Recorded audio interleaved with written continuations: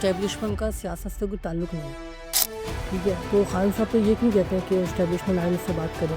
تو خان صاحب کو یہ چاہیے کہ وہ سیاستدان سے ہی بات کریں۔ دیکھیں کیا خان صاحب کی یہ کوتاہی نہیں رہی کہ خان صاحب نے جو ہے وہ دوسرا لیڈر تیار ہی نہیں کیا کہ میرے بات اسکول؟ خان صاحب کی یہ ویکنیس ہے کہ انہوں نے اپنی اولاد کو پارٹی کا چیئرمین نہیں بنایا، کہ یہ وہ حالات نہیں ہیں ان کے لیے کہ 180 سیٹ والی جماعت کو لے آئے 90 سیٹوں پہ، اور کس طرح لائے وہ پوری قوم کو پتہ ہے۔ نمبر 1۔ نمبر 2، یہ ہمارا لیڈر اس وقت قید ہے، 200 سے زائد مقدمے بنائے، 2 سال ہو چکے ہیں کہ وہ اسیر ہے اڈیالہ میں، اور انفارمیشن کی رسائی نہیں اس کا۔ کراچی کی کون سی شارہ کی بات کروں؟ آپ شارہ نیپر شارہ کی لے لیں، مین شارہ ہے، ٹھیک ہے؟ آپ کریم آباد کی بات لے لیں، آپ جس شارہ کی طرف چلے ہیں، اس کا حل کیا ہے؟ اس کا حل ہے ان بے شرموں کو، ان نااہلوں کو نکالیں۔ دیہاتی الیکشن ہوا تو اس میں بھی تو یہی سیم ہوا کہ آپ کے عمران خان کے چہرے پہ جو ہے وہ لوگوں نے ووٹ لیا، لیکن وہی لوگ جو ہے وہ دوسری طرف جا کے بیٹھ گئے۔ کیوں جاتے؟ لوگ بندوق کے زور پہ جاتے ہیں، وہ کرتے نہیں۔ کراچی میں یہی کہہ رہا ہوں کہ سندھ حکومت نے، اور جو اس وقت ہمارے خلاف پالیسی تھی، انہوں نے ہمارے لوگوں کو گھروں سے اٹھایا، ٹھیک ہے، گھروں سے اٹھا کر تشدد کا نشانہ بنایا، یرغمال بنایا، اور اس میں بھی اکثریت آج بھی تحریک انصاف کے ساتھ کھڑی ہے۔ جو منحرف ہوئے وہ چند لوگ ہوئے۔ السلام علیکم معزز سامعین کرام، آج جو میرے ساتھ شخصیت موجود ہے وہ کسی تعارف کے محتاج نہیں، اگر کراچی کا بیٹا کہا جائے تو کم نہیں، اور فکسٹ کے بانی، پاکستان تحریک انصاف کے سابق MNA اور اس وقت موجودہ سندھ کے انفارمیشن سیکریٹری جناب عالمگیر خان صاحب میرے ساتھ موجود ہے۔ السلام علیکم۔ وعلیکم السلام جی۔ پہلے عالمگیر بھائی بہت شکریہ، آپ نے اپنا قیمتی وقت ہمیں دیا۔ عالمگیر بھائی میں تھوڑا سا آپ کی جرنی سے آغاز کروں گا کہ یہ شوق آپ کو کہاں سے پیدا ہوا کہ آپ جو ہے وہ ایک سوشل ایکٹیوسٹ کی طرف آئے؟ یہ کہاں سے پیدا ہوا؟ شہرت بنانے کے لیے ہوا یا جو ہے نہیں عوام کی خدمت چاہتا؟ اچھا، یہ تو ہے کہ بچپن سے ہی یعنی ایک پبلک افیئر میں دلچسپی، یا جو پبلک ڈومین کے معاملات ہوتے اس میں انٹرسٹ تھا۔ یعنی میں نیوز فالو کرتا، اخبارات پڑھتا بہت ہی، اور میرے والد صاحب میں بھی یہ شوق تھا۔ تو اور پھر میری فیملی میں بھی میرے گرینڈ فادر یا جو ایلڈر تھے وہ خود بھی ایک پولیٹیشین بھی تھے، سوشل ورکر بھی تھے، اپنی کمیونٹی کے ایلڈر بھی تھے۔ تو وہ سب چیزیں وہاں سے تھی۔ تو بہرحال جو رہی بات کہ سوشل ورک کا آغاز کیا اور شہرت کے لیے، تو ایسا ہے کہ اس شہرت کو اگر آپ کی نظر میں یا آپ کے سوال کے پیراہے میں اگر کوئی اس جو میں کام کرتا اس کو کوئی شہرت حاصل یا حصول کے لیے سمجھتا، تو اس سوشل ورک کی قیمت ہے جو میں کرتا، اس کی قیمت وہ یا جیل ہے، یا اس سے بھی جو خطرناک معاملات ہوتے وہ ہیں، اور وہ ہم بھگت چکے ہیں، بھگت رہے۔ تو اور پھر اصل چیز یہ ہے کہ ہم اپنا کام 2016 میں آغاز کیا، آج دن تلک مستقل مزاجی سے اپنا کام کر رہے ہیں۔ فکسٹ کا جو ہے وہ خواب کہاں سے آیا؟ پہلا آئیڈیا آپ کو کیا ذہن میں آیا کہ یار فکسٹ کو جو ہے وہ اب ہمیں بنانی چاہیے اور پاکستان کو اس کی ضرورت؟ اس میں ایسا ہے کہ ایک تو میں خود کچھ واقعات سے، یا ایک واقعے کا میں ذکر کروں کہ مجھ پہ خود ایک قاتلانہ حملہ ہوتا ہے جس میں مجھے گولی لگتی، میں زخمی ہوتا۔ یہ 2007 کی بات ہے، اور تو اس میں جو پولیس کا رویہ تھا اس حادثے کے بعد، جو یعنی میری ایک جائز FIR وہ نہیں کاٹتے، اور ہمیں وہ دھکے کھانے پڑتے جو تھانے کچہری کے ہوتے، اور بالآخر جو ہے وہ عدالت سے جو ہے مجھے اس کے وہ سمن کرنا پڑتا، پھر عدالت سے FIR بنتی۔ اور یہ وہ حالات ہے کراچی کے جہاں 100 لاشیں ایک دن میں گرا کرتی تھی۔ تو لہٰذا اس چیز نے بڑا موٹیویٹ کیا کہ ان لوگوں کو جواب دہ ٹھہرائیں۔ میں ٹھہرا ایک، یعنی میری آواز میں وزن نہیں، اور میری ذات میں وزن نہیں، تو یہ میری سن نہیں رہا، میری سنوائی نہیں ہے، اور چلے میرے پاس تو اتنے پیسے تھے کہ میں عدالت تک چلے گیا، وکیل کر لیا، عدالت سے میں نے ایف آئی آر کروا دی۔ ایسے کتنے کمزور لوگ ہوں گے جن کو یہ دبا دیتے ہیں، جن کی جائز معاملات میں سنوائی نہیں ہوتی۔ تو خیر اس چیز نے موٹیویٹ کیا، تو میں 2009 میں پہلے تحریک انصاف کا حصہ بنا۔ وہاں میں نے عمران خان کی ٹریننگ میں مجھ جیسے کئی نوجوان تھے جنہوں نے بہت کچھ سیکھا ان کی لیڈرشپ سے، ان کے ویژن میں ہم پلے بڑے رہے، اور پھر 2016 میں فکسڈ کا آغاز ہوا، جس سے میں منظر عام پر آیا، لوگوں میں شناخت پہچان ہونے لگی۔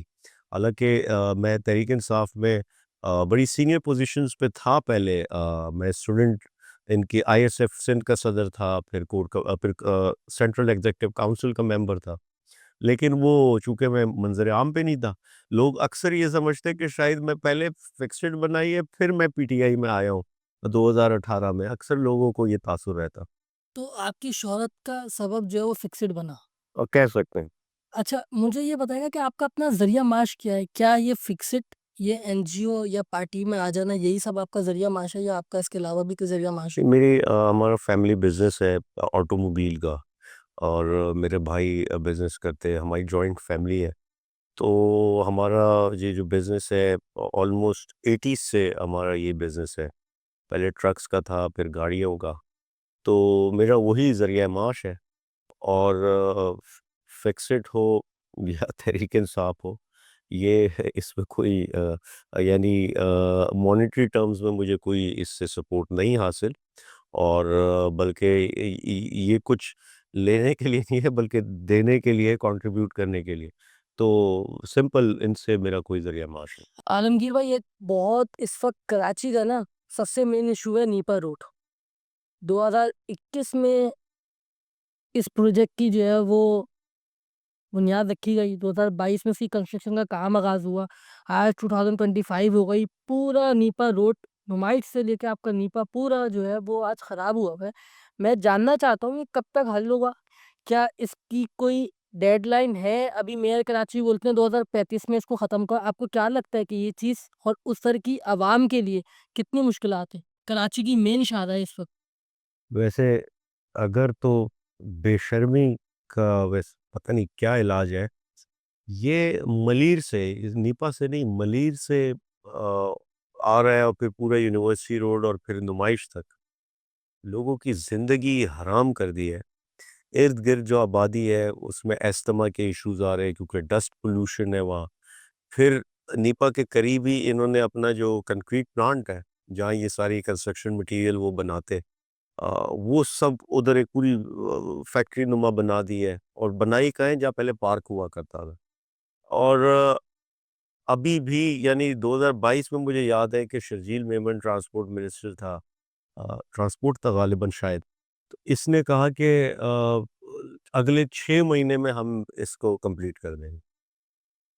مطلب دنیا کے کسی ممالک میں کوئی اس لیول ایسا پروجیکٹ ہو، اس میں پوری انتظامیہ، منسٹر، ان کے استعفے آ جاتے ہیں۔ یہاں پبلک یونیورسٹیز موجود ہیں اس روٹ پہ، یہاں پبلک ہاسپٹلز موجود ہیں، لاکھوں لوگوں کی آمد و رفت ہے ڈیلی، اور سڑک ہے ہی نہیں۔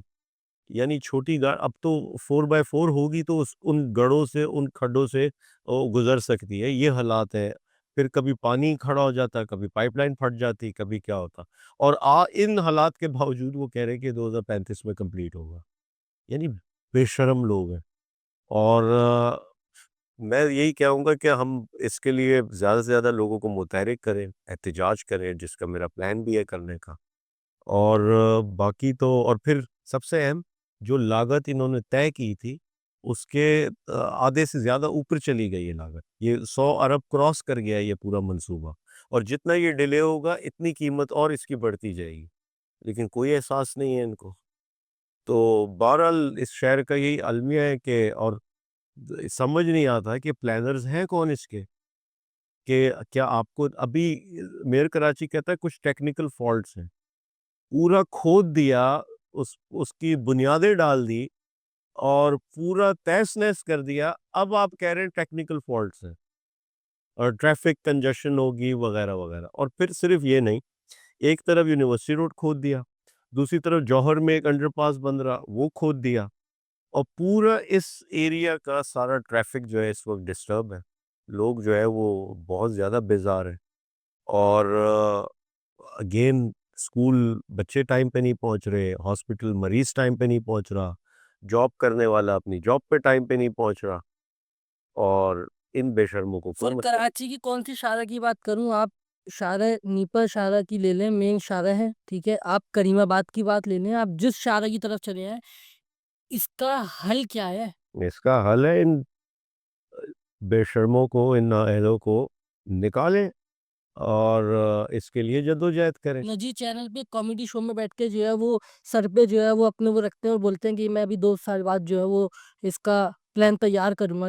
میں یہ سمجھ، آپ سے ایک چھوٹا سا معصومانہ سوال ہے، آپ کا کوئی میئر آتا ہے پہلے پلان کیا جاتا ہے یا بعد میں پلان کیا؟ یہ دیکھیں، ایک چیز تو یہ ہے کہ پلان تو پہلے ہونا چاہیے، لیکن پلان کی ایگزیکیوشن آپ کو تب سمجھ آتی ہے جب آپ منصب پہ ہوتے ہیں، کیونکہ وہ چیلنجز، ایک چیز ہوتی ہے کاغذ پہ بڑا آسان ہوتا ہے پلان رکھنا، لیکن جب آپ اس پر عمل درآمد کرنے جاتے ہیں تو پھر جو زمینی حقائق ہوتے ہیں، یعنی میں مثال دوں آپ کو کہ یہاں آپ مجھے کہیں کہ یار کرپشن ختم کریں، میں آتا ہوں کسی منصب پہ، سب سے پہلے جو نیچے کرپٹ لوگ ہیں، جو سرکاری افسر ہے، 16 گریڈ 17 گریڈ یا اس سے نیچے والے، میں سب کو لیٹ سے فارغ کرتا ہوں، فارغ کروں گا، اگلے دن وہ جائے گا کورٹ میں، اسٹے آرڈر لے کے آ جائے گا، تیسرے دن وہاں کی یونین احتجاج پہ بیٹھی ہوگی، مجھے ہی بلیک میل کر رہی ہوگی، چوتھے دن میڈیا میں میرے خلاف خبر لگائی ہوگی کہ اس نے اتنے پیسے مانگے وغیرہ وغیرہ۔ یہ ایکچول پریکٹیکل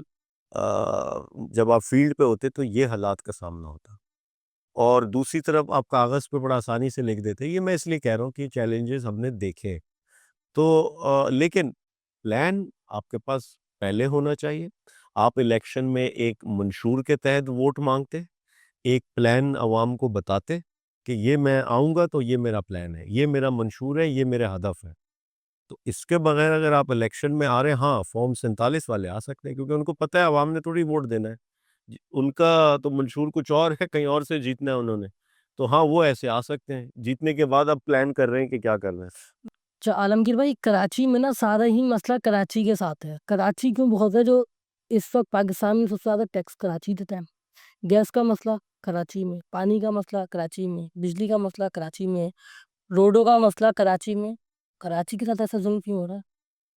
شروع میں اس لیے ہوتا کہ 18ویں ترمیم کے بعد اختیارات آ گئے صوبے کے پاس، اور صوبے میں پیپلز پارٹی کی حکومت ہے، جن کا پرفارمنس سے یا ڈیلیور کرنے سے یا عوام کی خدمت کرنے سے کوئی تعلق ہی نہیں، ان کو ووٹ پھر بھی مل جاتے ہیں، وہ پھر بھی، یعنی جاگیردارانہ نظام کا ان کو سب سے بڑا ایڈوانٹیج یہ ہے کہ 5 سال کچھ کریں یا نہ کریں اور ووٹ پھر بھی ان کو ملے گا، اور اس کے نتیجے میں یہ سندھ حکومت بناتے ہیں، اس کے نتیجے میں کارکردگی سے ان کو کوئی فرق نہیں پڑتا۔ اصل چیز ہے جو آئین کا حصہ ہے کہ این ایف سی میں صوبے کو شیئر ملتا، پھر اسی آئین میں موجود ہے P F C provincial finance commission, جس کے تحت آپ نے اضلاع کو اس کا ڈیو شیئر دینا آبادی کے حساب سے، وہ نہیں دیا جاتا۔ اگر تو آپ کی کراچی کی انتظامیہ کو، یا ایون حیدرآباد کہہ لیں یا ایون سکر کہہ لیں، یا ان کو ان کے آبادی اور وسائل کے حساب سے پی ایف سی کے مطابق ان کا شیئر ملے جو پیسہ ہوتا، تو حالات بہتر ہو سکتے ہیں، نمبر 1۔ نمبر 2 یہ کہ جب آپ کی، دوسرا سب سے اہم، کہ جب آپ کی نمائندگی ہی، یعنی یہاں کراچی میں تو 2 بار مینڈیٹ چوری ہوا نا، ایک بار 8 فروری کو اور ایک بار اس سے پہلے بلدیاتی الیکشن میں، بلدیات میں بھی چوروں کو لا کے بٹھا دیا، مینڈیٹ چوروں کو لا کے بٹھا دیا۔ اب آپ کیا ایکسپیکٹ کرتے ہیں ان سے کہ یہ کوئی عوامی خدمت کریں گے یا یہ کوئی لوگوں کے مسائل حل کریں گے؟ نہیں۔ تو بہرحال جب تک فری اینڈ فیئر حقیقی نمائندگی نہیں ہوگی تو تب تک میں نہیں سمجھتا کہ، اور کیونکہ اس میں پھر یہ گلی محلوں کا، گلی کوچوں کا الیکشن ہوتا، اس میں گلی کوچے انوالو ہوتے، اور یوسی انتظامیہ کے سے پورا محلہ جو ہے وہ اس سے کنیکٹ رہتا، جڑا رہتا، اپنے مسائل بتاتا، اور اب وہ جس کو اس نے ووٹ دیا وہ ہے ہی نہیں ادھر بیٹھا ہوا کوئی اور ہے، تو کیا مسائل حل ہوں؟ اچھا، میں ایک اور آپ سے سوال کرنا چاہوں گا. جب آپ نے سیاست میں اقدام رکھا 2018 میں، جب آپ ایم این اے سلیکٹ ہوئے، اور اس کے بعد جب آپ کی حکومت نہیں رہی، تو آپ کو کن مشکلات کا سامنا ہوا؟ دیکھیے، ایک تو یہ کہ obvious ہے ریجیم چینج کے بعد ایک پوری ریاستی پالیسی جو ہے وہ عمران خان کے خلاف ہوئی، اور جو بھی لوگ عمران خان سے جڑے ہوئے تھے ان کو مسائل کا سامنا کرنا پڑا، کر رہے ہیں، تاحال کر رہے ہیں، اور لیکن عوام عمران خان کے ساتھ ہے، عوامی رائے عمران خان کے ساتھ ہے، اور اس کا اظہار 8 فیبروری کو پوری قوم نے کھل کے کیا.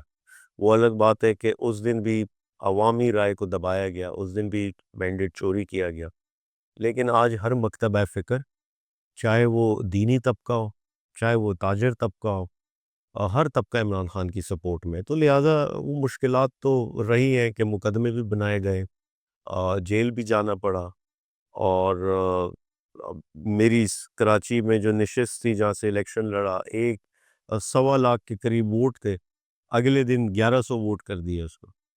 تو یہ مشکلات تو، اور یہ میرے لیے کیا مشکلات، اصل افسوس یہ ہوتا ہے کہ ان کو 1 لاکھ انسانوں کی فکر نہیں، کہ 1 لاکھ انسان اپنا آئینی حق جو ہے وہ پریکٹس کر رہے تھے، آئینی حق چھین لیا ان سے، یعنی آئین کی کوئی ویلیو نہیں یہاں پہ. تو یہ انہوں نے کوئی ہمیں نیچے نہیں دکھایا، انہوں نے آئین کو نیچا کیا ہے، عوام کو نیچا کیا ہے، جس کی بنیاد پہ یہ پورا ملک کھڑا ہے. تو بہرحال مشکلات تو، اور پھر میری کیا مشکلات، مجھ سے کئی زیادہ بہت سے ہمارے لیڈران ہیں جنہوں نے مشکلات برداشت کی، کھڑے ہیں.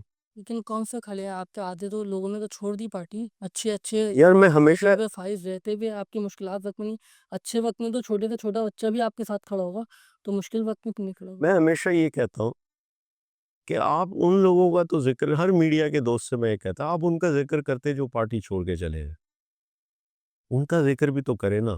جو پارٹی میں ہیں نہیں، ان کو جو ان کا بھی تو ذکر کرے نا، نہیں کرتے لوگ. میں اس لیے کہہ رہا ہوں، یاسمین راشد کینسر پیشنٹ اس عمر میں جیل میں کھڑی ہے، عمر سرفراز چیمہ کھڑا ہے، آپ کے سینیٹر جو ہمارے سینیٹر تھے وہ کھڑے، اور کتنی ایسی مثالیں میں دوں آپ کو، صنم جاوید ہو، یا اس وقت بھی جیلوں میں ہمارے لوگ ہیں، حسان نیازی ہے، ملٹری قید میں جو ہمارے اسیران ہیں، یہ سب لوگ کھڑے رہے نا. کسی نے تو وفاداری تبدیل دی، اور ان سب کو آفرز تھی. ختیجہ شاہ آپ دیکھیں کہ وہ آج دن تک جڑی ہوئی ہے جیل سے، کہ عالیہ حمزہ، لیکن ان سب کی کوئی تعریف نہیں کر رہا. جو چھوڑ کے چلے گیا اس پر بھی کہہ رہے یہ عمران خان کی جو ہے وہ سلیکشن ٹھیک نہیں تھی. او بھائی، تو جو کھڑے ہیں وہ بھی تو عمران خان کی سلیکشن ہے نا. تو یعنی صرف وہ نیگیٹو دیکھنا، جو پازیٹیو ہے وہ کوئی دیکھ ہی نہیں رہا. نہیں. تو جب بلدیاتی الیکشن ہوئے تو اس میں بھی تو یہی سیم ہوا کہ آپ کے عمران خان کے چہرے پہ جو ہے وہ لوگوں نے ووٹ لیا، لیکن وہی لوگ جو ہے وہ دوسری طرف جا کے بیٹھ گئے. میں تو یہ بھی تو وہی حصہ رہا ہے نا. میں یہی کہہ رہا ہوں، دیکھیں، یہ تو حالات کے بعد کی بات ہے. جو لوگ ادھر گئے، پہلے تو یہ طے کرے نا لوگ کیوں جاتے. لوگ بندوق کے زور پہ جاتے ہیں. انتخاب کوئی بھی، مجھے یہ سمجھ نہیں آتی، کوئی بھی یہ نہیں کہتا کہ یار یہ جو بندوق کے زور پہ گئے یہ غلط ہوا، یہ وکٹمائزیشن بند ہونی چاہیے، یہ کیوں وفاداریاں، کون وفاداریاں تبدیل کر رہے ہیں.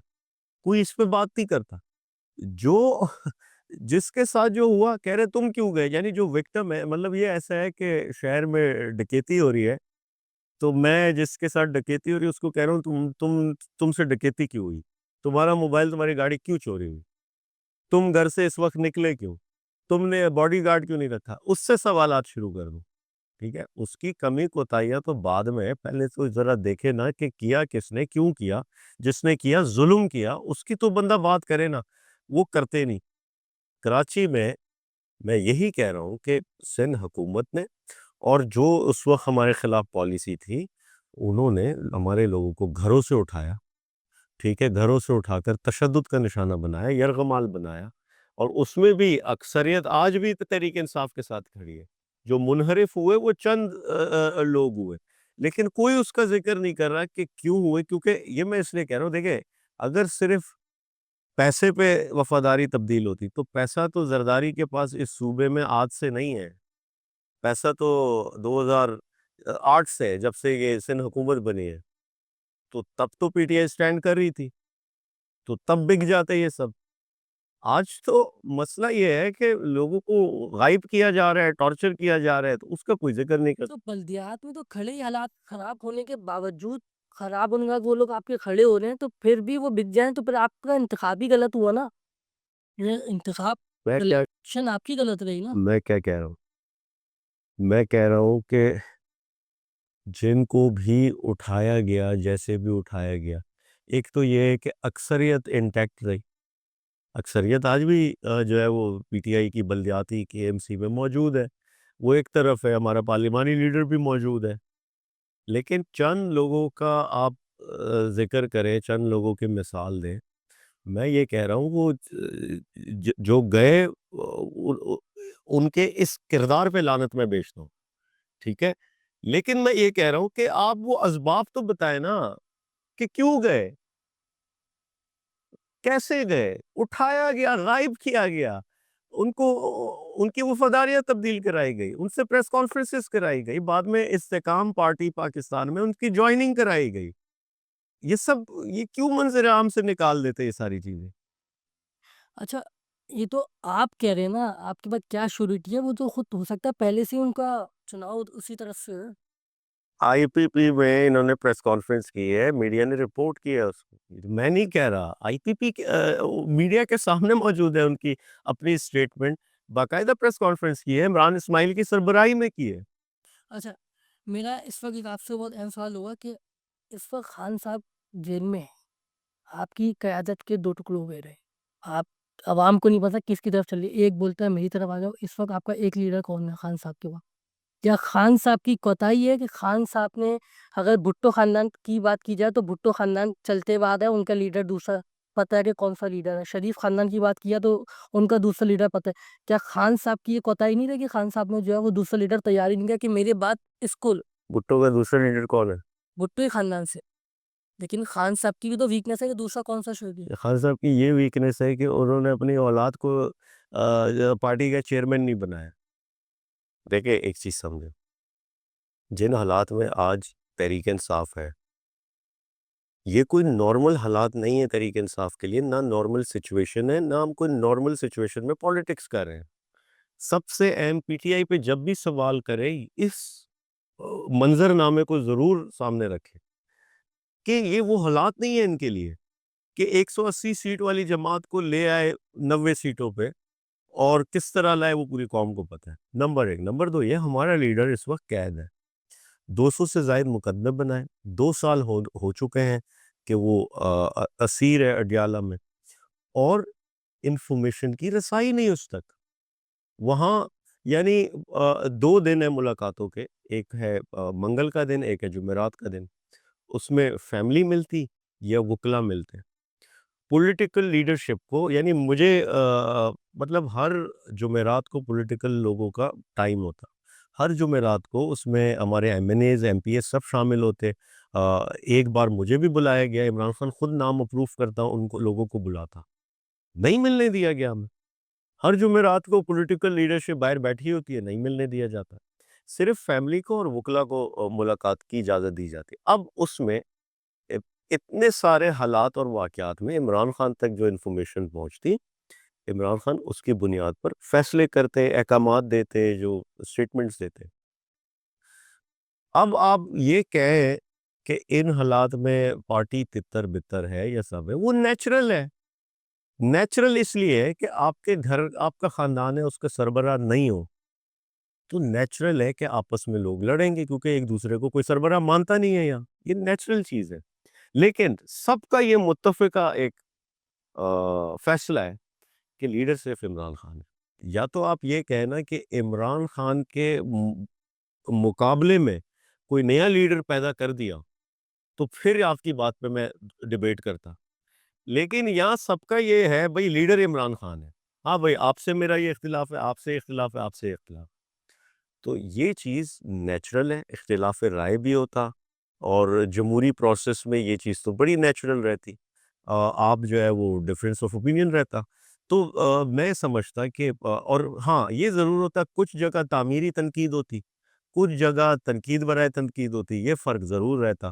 اور پھر اس میں جیلیسی فیکٹر بھی ہوتا، اس میں جو ہے آپس میں گروپنگ بھی ہوتی، اس میں اس کی ٹانگ کھینچنا، اس کی، یہ سب چیزیں چلتی رہتی ہیں ہر سیاسی جماعت میں. یہ کوئی کہے کہ نہیں میری جماعت میں یہ نہیں ہے، سب میں. ٹھیک ہے، ہاں یا تو جمہوریت نہ ہو کسی جماعت میں اور وہ کہے کہ ہاں صرف بندوق ہے، ڈنڈا ہے اور کوئی جمہوریت نہیں، ہائر فائر چلے گا، میں اپوائنٹ کروں گا، میری پالیسی. ہاں وہاں ڈسپلن ہوگا، وہاں اختلاف رائے بھی نہیں ہوگا، وہاں جو ہے وہ بالکل ایک پراپر چین آف کمانڈ. لیکن یہاں ایسا نہیں ہے، یہ جمہوری پارٹی ہے اور لیڈر ہمارا قید ہے، اور تو یہ چیز نیچرل ہے. خان صاحب کی رہائی کو کب دیکھ رہے ہیں؟ یار اس کا جواب یہ ہے کہ خان صاحب اگر آج چاہے تو وہ 1 گھنٹے میں رہا ہو سکتا ہے، اور یہ ان کے اختیار میں ہے کہ وہ کیسے رہا ہو، کب ہو. یہ میں کیوں کہہ رہا کہ ان کو مختلف ادوار میں آفرز ملی ہیں، لیکن وہ اپنے جو پرنسپل سٹینڈ ہے اس پہ کھڑے رہے، اور اسی وجہ سے 2 سال ہونے کو ہے. اور الحمدللہ اس 2 سال میں انہوں نے ثابت کیا کہ دوسرے لیڈرز میں اور ان میں کیا فرق ہے، دوسرے پولیٹیشنز میں، سوری. اور یعنی نہ وہ بیمار ہوتے، نہ وہ کسی ہسپتال میں جو ہے خود کو شفٹ کراتے، نہ وہ باہر جانے کی کوئی درخواست دیتے، اور نہ وہ باہر جانے کی آفرز کو ایکسیپٹ کرتے ایسی.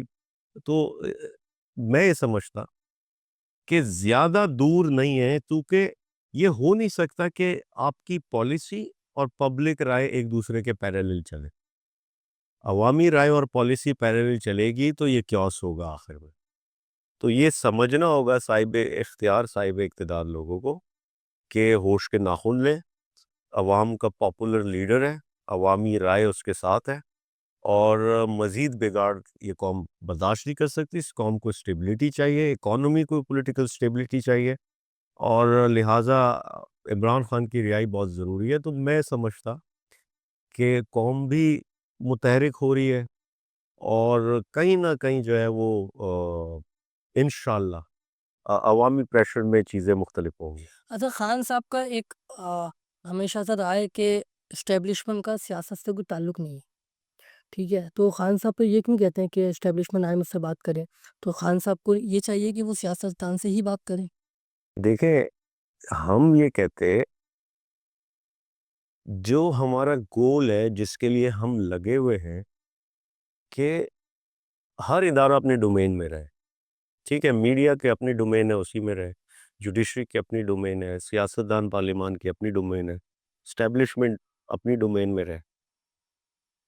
لیکن آج تو ایسا نہیں ہے نا، آج تو ایسا نہیں ہے. آج تو جب بھی دیکھیں آپ ٹیبل پہ بیٹھتے کسی کے ساتھ، آپ اس سے بات کرتے جس کے پاس اختیار ہے. یہ تو خان صاحب تو خود ہی کہہ رہے ہیں نا کہ میں تو اسٹیبلشمنٹ کا تعلق نہیں ہے سیاست سے، تو پھر ان سے کیوں بات؟ اسٹیبلشمنٹ کا تعلق نہیں ہونا چاہیے سیاست سے، لیکن اسٹیبلشمنٹ کا تعلق ہے. جب ہے، ان سے کیوں بات کر رہے ہیں؟ جب ہے تعلق، جب کرتا دھرتا وہ ہے، جب تمام کیسز 200 سے زائد کیسز بنوائے جاتے، جب حملہ کروایا جاتا ہے عمران خان پہ، ایسی کتنی بھی یہ سب چیزیں، میں اگین وہی کہہ رہا ہوں، یہ نارمل سچویشن نہیں ہے.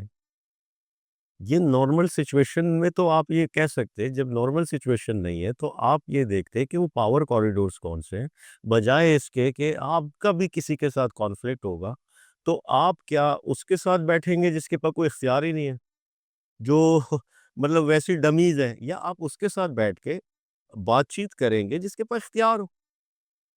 تو یہ تو مطلب کامن سینس والی بات ہے. اب رہی بات، ہاں ہم کرنا کیا چاہتے ہیں، ہمارا موٹیو کیا ہے، ہمارا مشن گول کیا ہے، وہ یہ ہے کہ اس ملک میں قانون کی حکمرانی ہو، کوئی شخص، کوئی ادارہ قانون سے اوپر نہ ہو.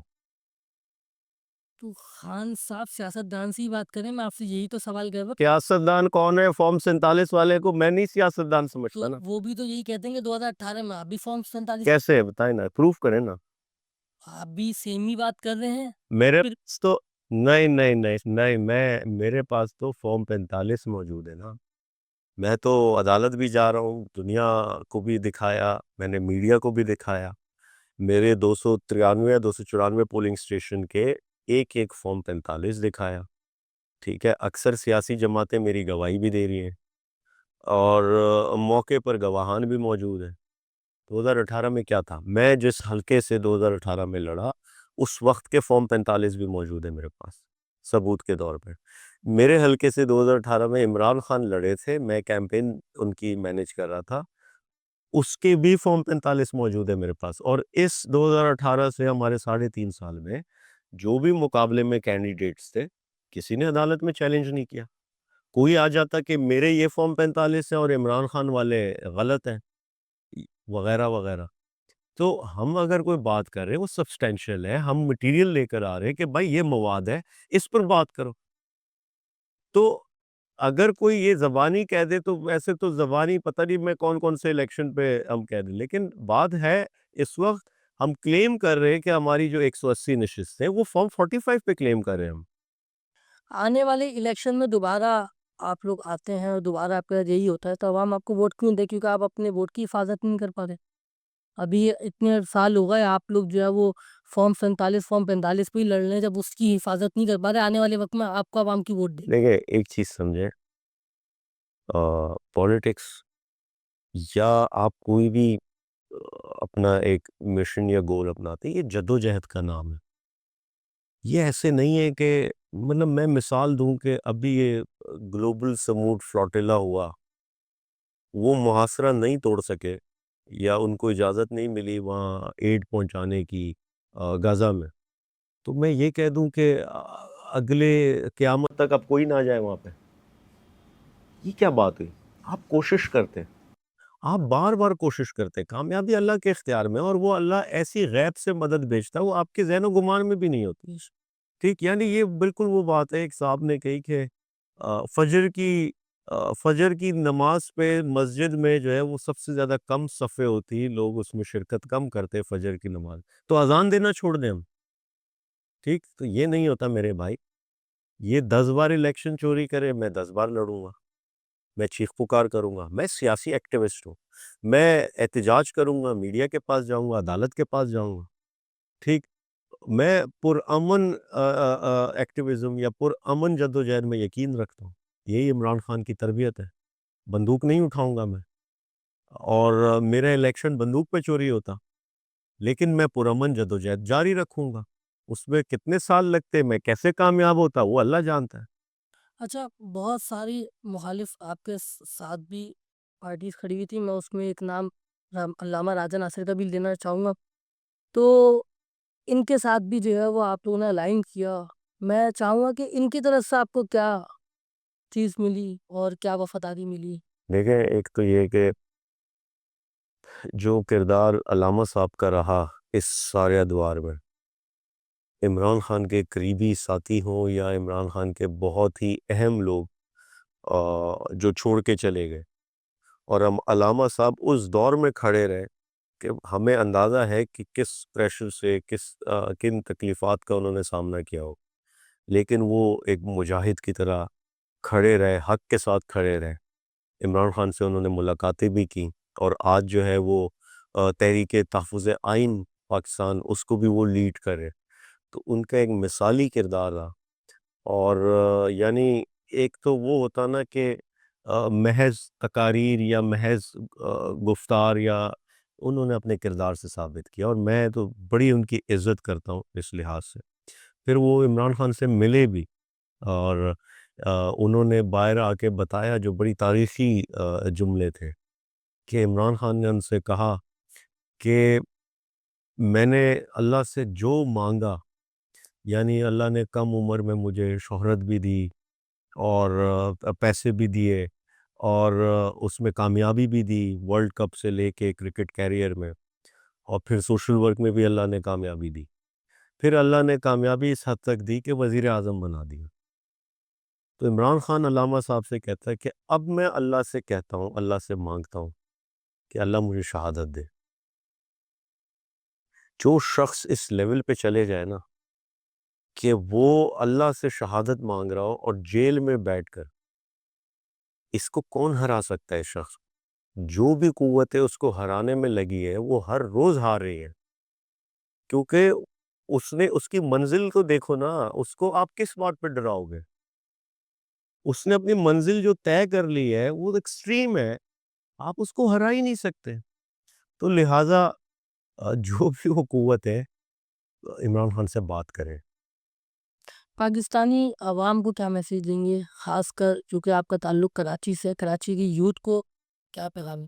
دیکھیں کراچی کی یوتھ تو بہت زیادہ آگاہ ہے، سمجھتی ہے۔ پھر کراچی کے حالات واقعات ماضی میں بھی جو لوگ بھی گزرے ہیں ان حالات سے دیکھیں، اور پھر کراچی میں سیاسی آگاہی بہت زیادہ ہے۔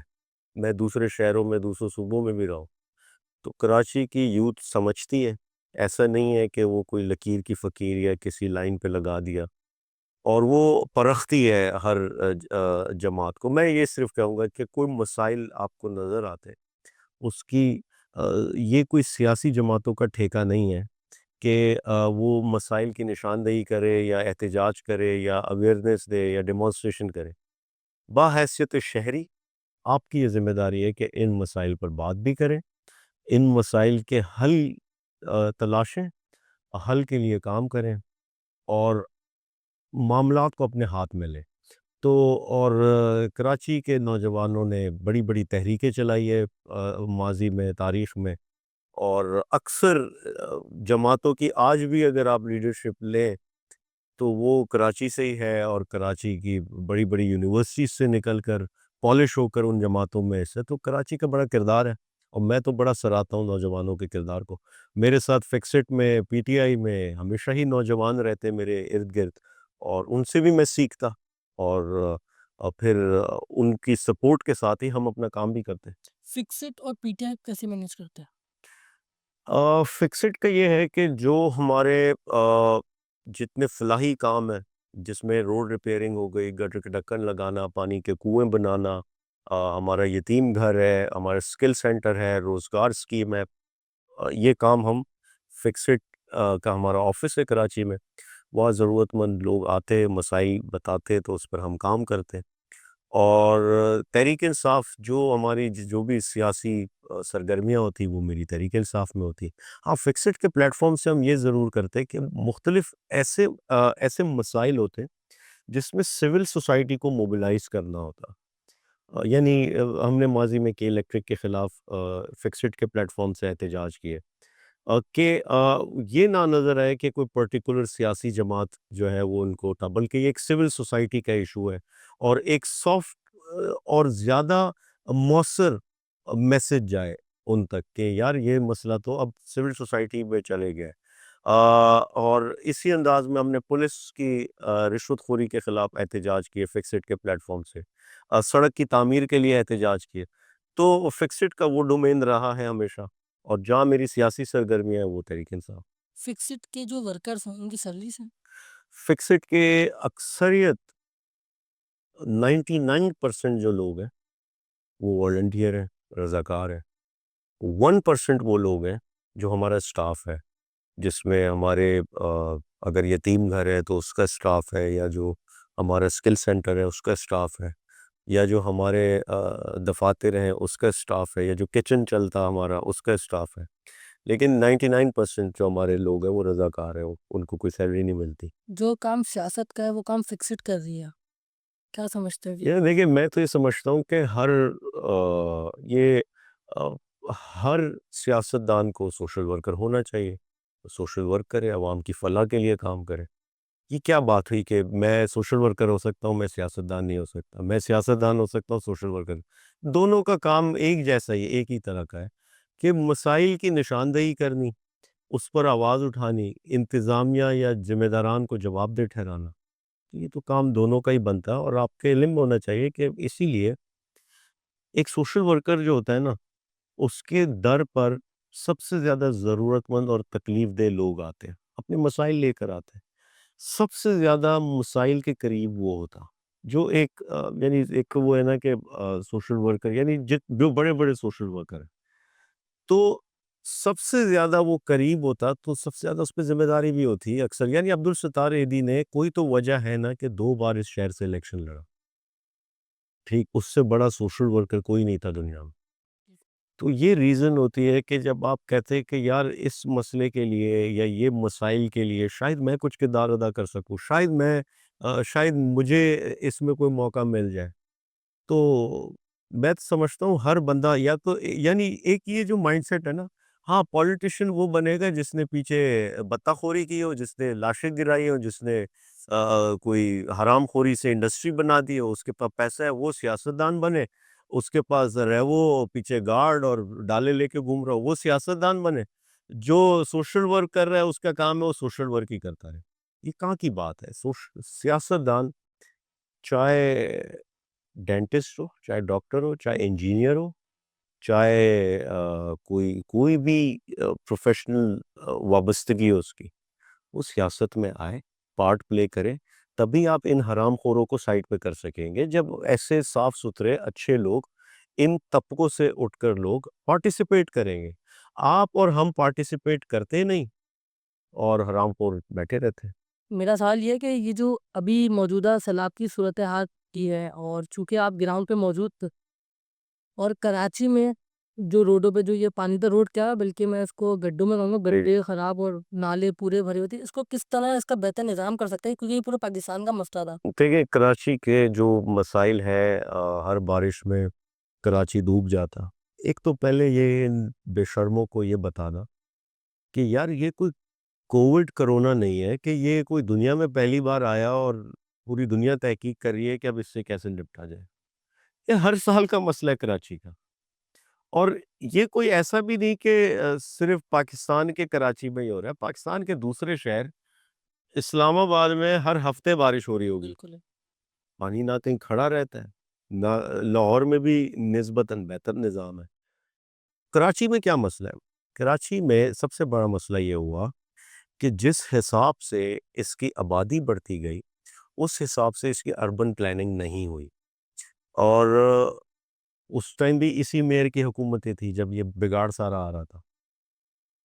اب کرنا کیا چاہیے؟ کرنا یہ چاہیے سر، آپ کے جتنے بارشی نالے یہ بنائے جائیں۔ بارشی نالے ہیں نہیں اس شہر میں، جو ہے اس پر قبضے انکروچمنٹ ہوئی ہوئی یا کچرا ہوتا ان پہ، اور صفائی ہوتی نہیں۔ ایک تو یہ کہ صفائی بھی ان کو بارش سے ایک ہفتہ پہلے یاد آتی، ایک دن پہلے، ایک ہفتہ بھی زیادہ ہے، ایک دن پہلے یاد آتی۔ بھائی صفائی ایک ریگولر مستقل عمل ہے۔ صفائی، اچھا یہاں یہ بھی ہوتا 5 روزہ صفائی مہم، صفائی مہموں کا نام نہیں ہے کہ مہم ہوگی تو صفائی ہوگی، صفائی سارا سال ہونی ہے۔ میں اور آپ اپنے گھر میں کیا 5 روزہ صفائی مہم کرتے ہیں کہ 5 روزہ سال میں؟ سارا سال صفائی کرتے ہیں، اس کے لیے ہم نے اسٹاف کوئی نوکر وغیرہ کوئی رکھا ہوگا جو صفائی کرے گا، وہ یہ کرتے نہیں۔ دوسرا سب سے اہم چیز یہ کہ اس شہر میں اسی جو نالے کا پانی ہوتا اس کے لیے ٹریٹمنٹ پلانٹس نصب کریں۔ کراچی میں ماضی میں تھے، شارع فیصل پہ ٹریٹمنٹ پلانٹس تھے، وہ اسی گندے پانی کو، نالے کے پانی کو ریسائیکل کر کے استعمال کے قابل بناتے ہیں، وہ زیادہ سے زیادہ بنائیں۔ ریزروائرز بنائیں جو آپ کے اسی بارشی پانی کو سٹور کرے۔ اس کے لیے ابھی کچھ انہوں نے یہ اس بارش میں کچھ نظر آیا کہ کچھ انہوں نے بنانا شروع کیے، وہ زیادہ سے زیادہ بنائیں۔ آپ اسی بارشی پانی کو سٹور کریں تاکہ ٹینکر سے تو جان چھوٹے نا، یہاں تو نل میں پانی نہیں آ رہا اور ٹینکر دھڑا دھڑ بیچ رہا ہے۔ تو ایسے درجنوں منصوبے کیے جا سکتے جو اس کا مستقل حل ہو سکتا، اور لیکن نہیں کیا جاتا، ویلی نہیں ہے۔ سارا سال ابھی یہ 106 روڈیں بنانے کا انہوں نے اعلان کیا، مجھے یاد ہے پچھلی بارش کے بعد بھی سی ایم نے روڈز بنانے کا اعلان کیا تھا، اس سے پچھلی میں بھی مجھے یاد ہے سی ایم نے کہا تھا کہ اب جو روڈز خراب، یعنی ہر سال کیا ہم یہ اسی پہ پیسہ برباد کرتے رہیں گے کہ بارش آئی روڈ بہہ گئے اب روڈ بنانے، اور اس میں پھر پرسنٹیج، اس میں پھر کمیشن، اس میں اپنے ٹھیکیدار، رشوت خوری، حرام خوری، یہ کب تک یہ سلسلہ ایک ہی سائیکل آپ چلاتے رہیں گے؟ ضروری ہے کہ اس کے مستقل حل کے لیے کام کیا جائے، اور اس مستقل حل میں شہریوں کو پانی مل جائے گا. پانی کی اسٹوریج سے آپ لوگوں کے نل میں پانی پہنچا سکتے ہیں، لیکن کرتے نہیں. تو عالمگیر بھائی آپ کا بہت شکریہ اپنا قیمتی وقت دینے کا. میری گزارش ہے آپ کامنٹ میں جو ہے وہ اپنی رائے دے سکتے ہیں. اس ویڈیو کو زیادہ شیئر کرے گا. دیکھتے رہے گا پاکستان میگزین. پاکستان زندہ باد، پاک فوج آئندہ باد.